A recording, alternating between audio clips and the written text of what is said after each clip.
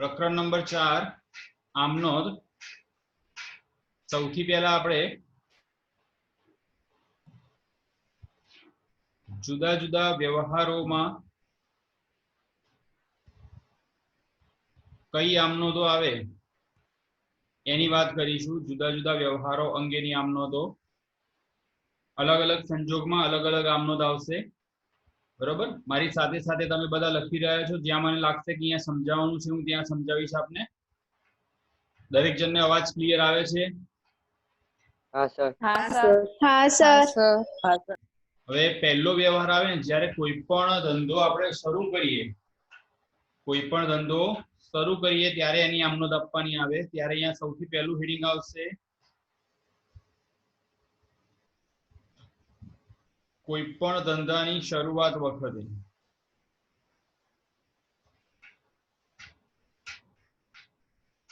હવે અહીંયા બે વસ્તુ યાદ રાખવાની।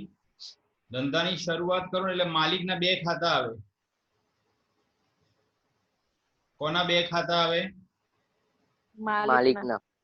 એમાં માલિકનું એક ખાતું આવે મૂડી ખાતું, અને માલિકનું બીજું ખાતું આવે ઉપાડ ખાતું। બીજી વસ્તુ યાદ રાખવાની, મૂડીની હંમેશા જમા બાકી હોય અને ઉપાડની હંમેશા ઉધાર બાકી હોય। હવે વ્યાખ્યા તમને યાદ છે કે ધંધાનો માલિક ધંધામાં જે કંઈ પણ લાવે, બરોબર, એટલે માલિક આપનાર તો મૂડી ખાતે આવે, માલિક લેનાર તો ઉપાડ ખાતે આવે, બરાબર। એટલે ધંધો શરૂ થાય ત્યારે જે આમનોંધ આપવાની આવશે એમાં સૌથી પહેલા જો ફોર્મેટમાં લખવાનું, અત્યારે હું તમને રફમાં લખાવું છું। પહેલા આપણે રોકડ આવે તો લખવાનું રોકડ ખાતે ઉધાર। પછી કદાચ યંત્રો લાવે, મિલકત લાવે તો મિલકત ખાતે ઉધાર। પછી માલ સ્ટોક લાવ્યો હોય તો માલ સ્ટોક ખાતે ઉધાર। એની સાથે સાથે પરચુરણ મિલકતોની અંદર બે વસ્તુ લખવાની તમારે, એક દેવાદાર, તો દેવાદાર ખાતે ઉધાર।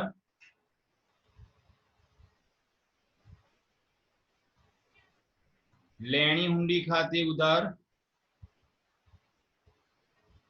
તો ઘણી વખત એ લેણદાર પણ લાવે તો લેણદારની જમા બાજુ આવે એટલે તે લેણદાર ખાતે, તે દેવી હુંડી ખાતે।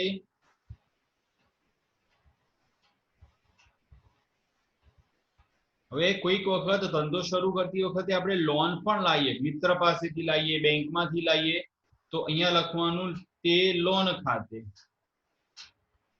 અને છેલ્લે જે તફાવત પડે એ લખવાનું મૂડી ખાતે। એ કયા ખાતે લખવાનું? मूड़ी खाते। मूड़ी खाते। ઓકે દીકરાઓ, ખ્યાલ આવ્યો આટલે સુધી? हाँ हाँ सर। सर। હવે हाँ सर। हाँ सर। આખું આટલું બધું ભેગું ના પૂછે, તમને થોડા થોડા વ્યવહારો જ પૂછે। એ કઈ રીતે પૂછે એ તમને હું પછી સમજાવીશ વ્યવહારો સાથે। અત્યારે આપણે ખાલી આમનોંધનું ફોર્મેટ લખીએ છીએ કે ભાઈ પહેલો વ્યવહાર હોય કે ભાઈ કોઈ પણ ધંધો શરૂ કરવામાં આવે, ધંધો નવો, તો એમાં તમારે આ આમનોંધ આવે। ઓકે દીકરાઓ, યાદ રહેશે આટલે સુધી? हाँ सर। हाँ हाँ सर। हाँ सर। ધંધાની શરૂઆત કરી પછી આપણે કદાચ માલ ખરીદીએ, શું કરીએ? માલ खरीदिए। તો બીજો વ્યવહાર આવશે આપણો માલની ખરીદી અને ખરીદ પરતનો। હવે યાદ રાખો, માલની ખરીદીમાં અમુક વખત એવું હોય કે તમે રોકડેથી ખરીદી કરી હોય તો રોકડ ખરીદીની આમનોંધ અલગ આવે। તમે ઉધારમાં માલ ખરીદ્યો હોય તો ઉધારમાં માલ ખરીદીની આમનોંધ અલગ આવે। અને તમે માલ પરત કર્યો હોય તો એ ખરીદ પરત આવે, એની આમનોંધ અલગ આવે। હવે યાદ રાખો, જો આપણે માલની ખરીદી કરીએ, કોઈ પણ માલની ખરીદી કરીએ તો માલ આવે કે જાય? आवे। તો તમારે યાદ રાખવાનું કે ખરીદી હંમેશા ઉધાર આવે એટલે ખરીદ ખાતે ઉધાર। ઓકે, હવે રોકડેની ખરીદી છે તો તમારી પાસેથી રોકડ આવે કે જાય? માલ ખરીદીએ તો માલ આવ્યો, રોકડ જાય જાય તો તે રોકડ ખાતે, અથવા ઘણી વખત આપણે ચેક થી બી પૈસા આપીએ તો તે બેંક ખાતે. ઓકે દીકરાઓ, એ રોકડ ખરીદી આમનો શું લખવાની? તો કે ખરીદ ખાતે ઉધાર તે રોકડ ખાતે જમા, ખરીદ ખાતે ઉધાર તે રોકડ ખાતે જમા. હવે માની લો કે તમને વ્યવહાર આવો કીધો હોય કે ભેટ પાસેથી 50,000 નો માલ ખરીદ્યો, તો ધંધામાં માલ આવે છે કે જાય છે? આવે આવે છે. આવે છે. તો માલ આવે છે એટલે લખાય શું? ખરીદ ખાતે ઉધાર. ઓકે, મેં વ્યવહાર શું કીધો? હેત પાસેથી ₹50,000 નો માલ ખરીદ્યો, તો મને માલ કોણે આપ્યો? હેતે આપ્યો ને, એટલે હેત આપનાર થયો. હેત આપનાર થયો. હા એ હેત ખાતે લખાય. તે કોના ખાતે લખાય? હેત ખાતે. હવે દરેક વખતે હેતનું જ નામ આવે એવું ના હોય. હેતને ખાતે. દરેક વખતે હેતનું નામ આવે એવું હોય નહીં, તો તમારે લખવાનું શું? તે વેપારી ખાતે. ઓકે, એટલે આ કયો વ્યવહાર થયો? ઉધાર ખરીદીનો. ખરીદ ખાતે ઉધાર તે વેપારી ખાતે, ખરીદ ખાતે ઉધાર તે વેપારી ખાતે. ઓકે દીકરાઓ, સમજણ પડી આમાં? હા સર. હવે આ બંનેમાં માલ પાછો આપીએ ને, આપણે ખરીદેલો માલ પાછો આપીએ ત્યારે આપણી પાસેથી માલ પાછો જાય. આપણી પાસેથી માલ જાય તો જમા કે ઉધાર?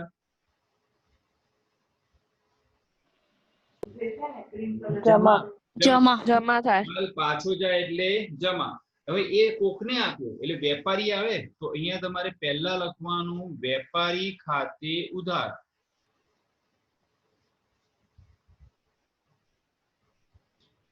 તે ખરીદ પરત ખાતે. વેપારી ખાતે ઉધાર તે ખરીદ પરત ખાતે. ચલો આટલું તમને સમજણ પડી? બરોબર. આ આમનો જ ફિક્સ થઈ ગઈ દીકરાઓ કે ભાઈ આવી જ આવે. કોઈ પણ ધંધો તમે શરૂ કરો તેમાં આ જ આમનો જ આવે. માલની ખરીદી કરો તો રોકડ ખરીદીમાં આ જ આવે, ઉધાર ખરીદીમાં આ જ આવે, ખરીદ પરતમાં આ જ આવે. તમારે લખવાનું શું આવે? તો કે અહીંયા જે રકમ લખીએ એ તમારે જાતે લખવાની આવે, બાકી આ આમનો દાની આવે એટલે આ ગોખી કાઢવાની. ઓકે, ચલો હવે ત્રીજી આમનો લઈએ. માલની ખરીદી પછી આવશે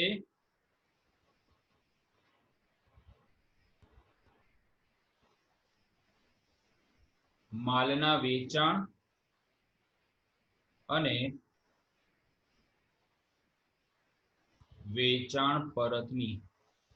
હવે આગળ જે જોયું એ જ પ્રમાણે અહીંયા આગળ પણ માલનું વેચાણ થાય તો સૌથી પહેલા આવે રોકડ વેચાણ. કયું વેચાણ આવે? રોકડ વેચાણ. રોકડ વેચાણ આવ્યું તો સાથે સાથે ઉધાર વેચાણ પણ આવે. અને વેચેલો માલ પાછો પણ આવે એટલે વેચાણ પરત પણ આવે. ચલો સૌથી પહેલા રોકડ વેચાણની જોઈએ. હવે માલ તમે રોકડેથી વેચો છો, માલ તમે કેવી રીતે વેચો છો? રોકડેથી. તો આપણી પાસે રોકડ આવે કે જાય? જાય છે. ફરી બોલો. સાંભળો, ₹50 રોકડેથી વેચ્યો, માલ વેચ્યો તો માલ આવે કે જાય? આવે કે જાય? આવે. જાય. વેચાણ કરીએ એટલે રોકડ આવે, વેચાણ કરીએ એટલે રોકડ આવે એટલે રોકડ ખાતે ઉધાર. અથવા તમે ચેક થી પૈસા આપ્યા હોય તો બેંક ખાતે ઉધાર. અને તમારી પાસેથી માલ જાય છે એટલે તે વેચાણ ખાતે જમા થાય. તે વેચાણ ખાતે શું થાય? જમા. ઓકે, હવે તમે ઉધારમાં માલ વેચો છો. દાખલા તરીકે વિશ્વાને 50,000 નો માલ શાખ પર વેચ્યો, તો તમારી પાસેથી માલ કોણે લીધો?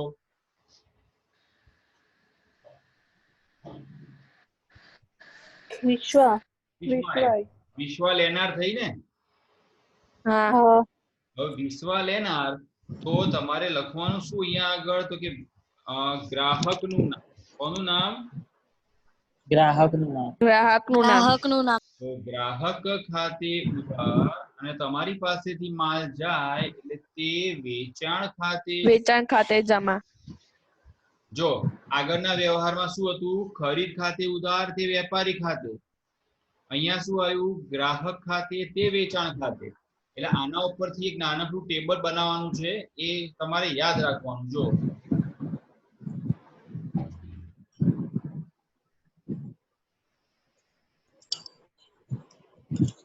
આ ડાબી બાજુ છે ને એને ઉધાર કહેવાય, અને જમણી બાજુ છે એને શું કહેવાય? જમા તો ખરીદીની હંમેશા ઉધાર બાકી હોય. ખરીદીની હંમેશા કઈ બાકી હોય? ઉધાર બાકી હોય. તો વેચાણની હંમેશા કઈ બાકી હોય? જમા વેચાણ પરતની હંમેશા ઉધાર હોય. તો ખરીદ પરતની શું હોય? જમા. ગ્રાહકોની હંમેશા ઉધાર બાકી હોય. તો વેપારીની હંમેશા કઈ બાકી હોય? જમા. તમને એમ થાય કે સાહેબ આ ગ્રાહકો તો પહેલી વખત આયા. ના, ગ્રાહકો એટલે આપણા દેવાદાર. ગ્રાહકો એટલે કોણ? દેવાદાર. વેપારી એટલે કોણ? લેણદાર. બરાબર. પછી મૂડીની હંમેશા જમા બાકી હોય. તો ઉપાડ હંમેશા ક્યાં આવે? ઉધાર બાજુ. ઉધાર. આ તો તમારે ગોખી જ કાઢવાનું. આ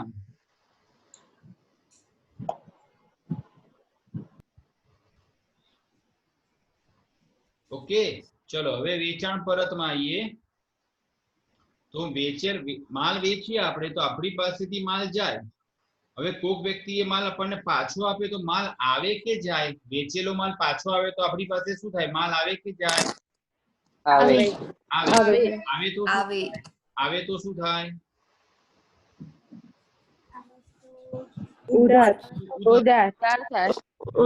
લખવાનું વેચાણ પરત ખાતે ઉધાર,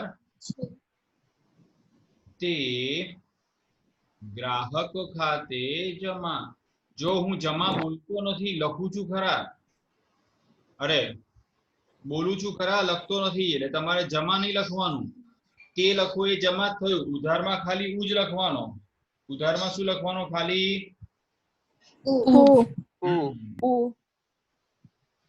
ઓકે દીકરાઓ, સમજણ પડી ગઈ આમાં? હા સર. ફાઇનલ. હા સર. સારું. આજે લખાયું એ લખ્યું બધાએ? પહેલી, બીજી અને આ ત્રીજી શાંતિથી વાંચી લો. કદાચ ક્યાંય બી ના સમજણ પડી હોય તો મને પૂછી લો, પછી આપણે આગળ વાત કરીએ. આજે કોણ નથી આવ્યું? ધ્વનિલ આવ્યો છે ભાઈ? ધ્રુવગીરી? અચ્છા, ધ્વનિલ ના નહીં. ધ્વનિલ નથી. અનુજ ભાટી નથી. ગિરી? ઓ ગિરી,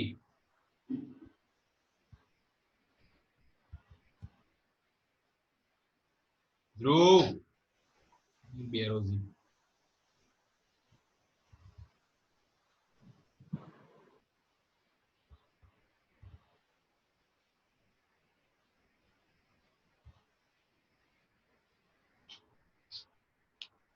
ચલો રેડી? હા સર. વાંચો. આ ચેપ્ટરમાં હું સેજ પણ જવા નહીં દઉં, એટલે પરફેક્ટ વાંચો દીકરાઓ, કારણ કે બહુ જ મહત્વનું ચેપ્ટર છે.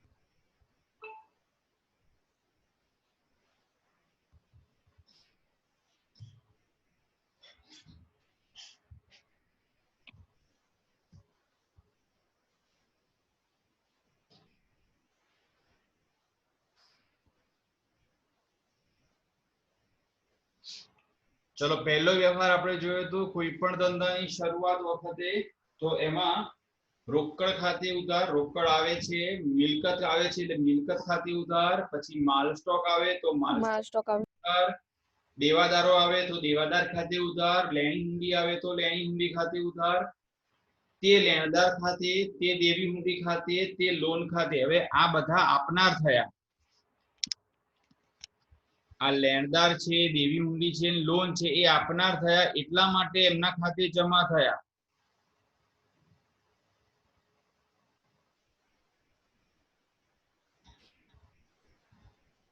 ઓકે, હા સર.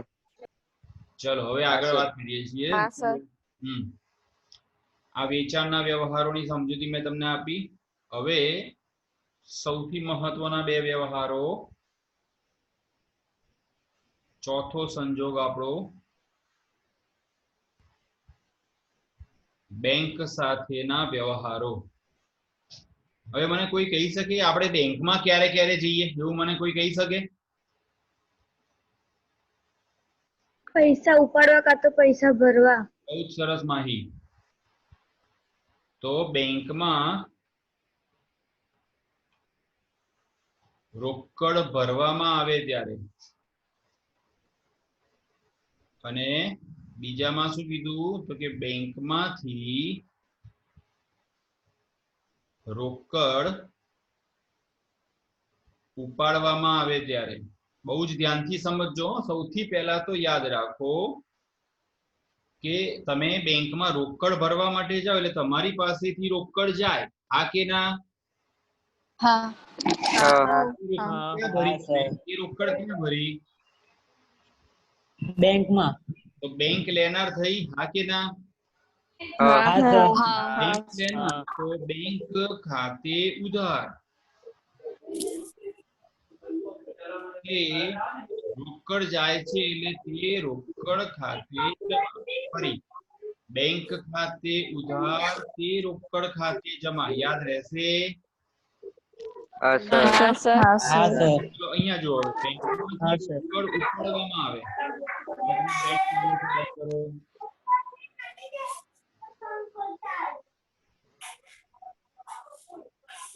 બેંકમાંથી રોકડ ઉપાડવામાં આવે ત્યારે ચલો શું થશે આમનો બોલો? રોકડ ખાતે ઉધાર કે બેંક ખાતે જમા? સરસ. બેંકમાંથી આપણે રોકડ ઉપાડી લે, આપણી પાસે રોકડ આવે, રોકડ આવે તો રોકડ ખાતે ઉધાર થાય. રોકડ ખાતે ઉધાર, તે બેંક ખાતે જમા. તે કોના ખાતે જમા? બેંક ખાતે. બેંક ખાતે. હવે અહીંયા તમે જુઓ દરેક વ્યવહારમાં આ બે જ ખાતા આવ્યા, બેંક ખાતું, રોકડ ખાતું, રોકડ ખાતું, બેંક ખાતું. તો બહુ જ મહત્વની વસ્તુ યાદ રાખજો, જે વ્યવહારમાં રોકડ અને બેંક એમ બંનેનો સમાવેશ થાય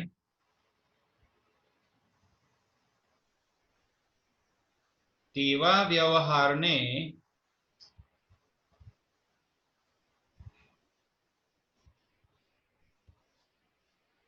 જમા ખર્ચી વ્યવહાર કહે છે. તેવા વ્યવહારને શું કહે છે? જમા ખર્ચી વ્યવહાર. બરોબર. આ જમા ખર્ચીને ટૂંકમાં લખાય શું તો કે જખ. શું લખાય? જખ. જે વ્યવહારમાં રોકડ અને બેંક બંનેનો સમાવેશ થાય તેવા વ્યવહારને જમા ખર્ચી વ્યવહાર કહે છે. ફરીથી, જે વ્યવહારમાં બોલો,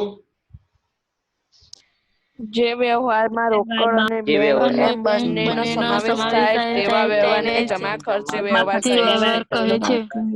ઓકે ઓકે સરસ. ઓકે, યાદ રહેશે. પરીક્ષામાં 100% પૂછાશે આ કે જમા ખર્ચી વ્યવહાર કોને કહેવાય.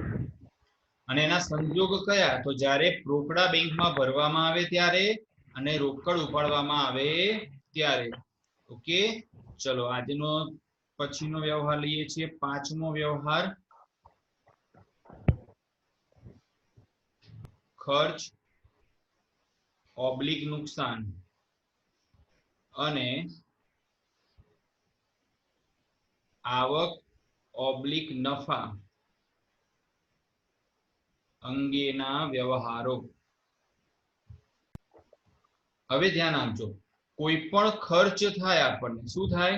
ખર્ચ થાય તો જે તે ખર્ચ ખાતે ઉધાર લખાય. એ તો ખબર છે ને, ખર્ચ ખાતે ઉધાર, તે નફા આવક ખાતે જમા. હા હા સર. તો જે તે ખર્ચ ખાતે ઉધાર તે રોકડ આપણી પાસેથી જાય તો રોકડ અથવા બેંક ખાતે, કારણ કે ઘણી વખત પૈસા ચેક થી પણ ચૂકવાય, ઘણી વખત પૈસા બેંક થી પણ ચૂકવાય. ચેક થી પણ ચૂકવાય. જે તે ખર્ચ ખાતે ઉધાર તે રોકડ કે બેંક ખાતે. ચલો આની ઊંધી અસર આવક માટે બોલો. આવક થાય તો રોકડ આવે, આવક થાય તો રોકડ આવે. આવે. તો રોકડ કે બેંક ખાતે ઉધાર તે ખર્ચ ખર્ચ જે તે ખર્ચ જમા. ખાતે દીકરાઓ, જમા. જે તે ખર્ચ ના બોલાય, જે તે આવક ખાતે. હવે પાછું યાદ રાખો, ચૂકવાય તે ખર્ચ અને મળે તે આવક. ચૂકવાય તે ખર્ચ અને મળે તે. આવક. હવે માની લો કે 50,000 નું યંત્ર હતું, તમે 60,000 માં વેચ્યું, તો તમને નફો થયો કે નુકસાન થયું? નફો. નફો થયો ને. નફો થયો એટલે લખવાનું શું? તો કે રોકડ ખાતે ઉધાર, રોકડ કે બેંક ખાતે ઉધાર તે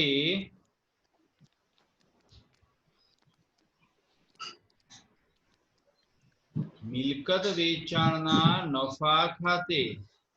અને આનું ઊંધું લખવાનું હવે, કે મિલકત વેચાણના નુકસાન ખાતે ઉધાર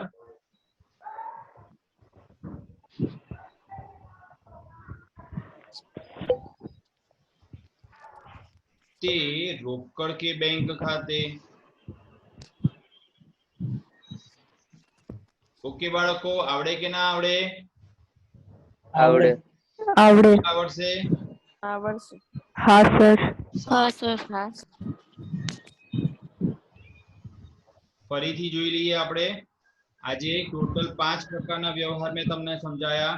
એમાં પહેલો વ્યવહાર, કોઈ પણ ધંધાની શરૂઆત કરવામાં આવે ત્યારે આ વસ્તુ યાદ રાખવાની. બીજો વ્યવહાર, માલની ખરીદી કરવામાં આવે ત્યારે આ 3 આમનોધ આવે, 3 માંથી ગમે તે પૂછાય. પછીનો ત્રીજો વ્યવહાર આપણે જોયો કે માલના વેચાણ અને વેચાણ પરતની, તો એમાં પણ 3 આમનોધ મેં તમને કરાવી.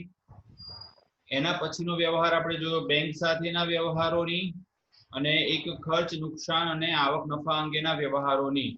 ઓકે, આજે આટલે સુધી રાખીએ છીએ, આનાથી આગળ નથી જતા. તમે આ 5 વ્યવહારો તમારા ચોપડામાં એક વખત સરસ રીતે લખશો, બરોબર, અને એને યાદ રાખવાનો પ્રયત્ન કરશો. હવે જ્યારે પણ એકાઉન્ટનો લેક્ચર આવશે ત્યારે આપણે બીજા વ્યવહારો જોઈશું અને આના વ્યવહારો આગળ ગણીશું. ઓકે, યાદ રહેશે? હા સર. હા સર. તો આજે આટલે સુધી રાખીએ છીએ. તમે બધા રવિવારે ક્લાસમાં આયા, રેગ્યુલર લેક્ચરમાં, થેન્ક યુ. પણ આજે આ સરસ કરી કાઢજો, આના વગર આપણને આ ચેપ્ટર આવડશે નહીં. ઓકે, હા. બાય. હા સર.